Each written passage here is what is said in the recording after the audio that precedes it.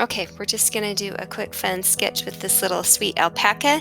This image I found there's actually three alpacas together, and I picked the middle one to demonstrate.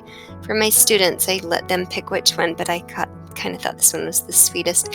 So really what I want to do first is get that tuft of hair or fur, I'm not sure what you call that on an alpaca, but I want to get that shape correct, and then I'm going to go down to the face shape. Instead of an oval, those jaws kind of stick out, and so it's more of an organic shape, but I want to try and get that symmetrical closely. So I drew that line down the middle, and you'll see I'll adjust and make corrections as I go. And so one of the things to think about when you're doing a cartoon character like this is you want to exaggerate features like that nose is nice and big, the chin is nice and small, the neck is nice and long.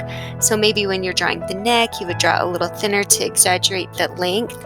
When you're doing the eyes, always the eyes on characters would be either super small or super big. And in this case, she's got these sweet big eyes. And so I start out with a nice circle, and then you angle in those eyelids so that they look nice and sweet and not intense or angry.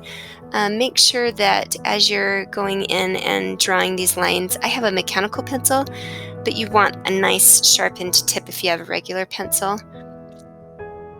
Honestly, I wish I would have drawn this a little bit bigger. But what I'm doing now is drawing that white stripe that goes down the nose to the upper lip, and make sure you have a good distance between the eyes and that white stripe.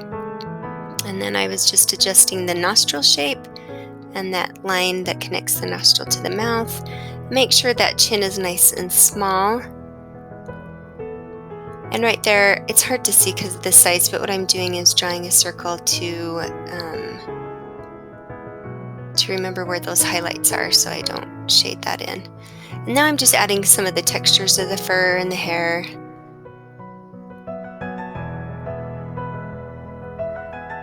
Some eyelashes. I like this sketch because it has a little bit of a scribbly fill.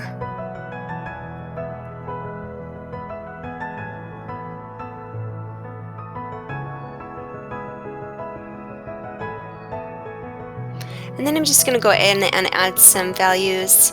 You could just stop with the line work and then add like colored pencil or watercolor. But if you're not, then go ahead and shade it in. Just concentrating on how the ears are darker. Most of the fur is like a medium tone, and then those really nice light areas, like the right side of the neck and the nose. And the ears are interesting. They're long, and they come out through the tuft of fur upwards, not to the side.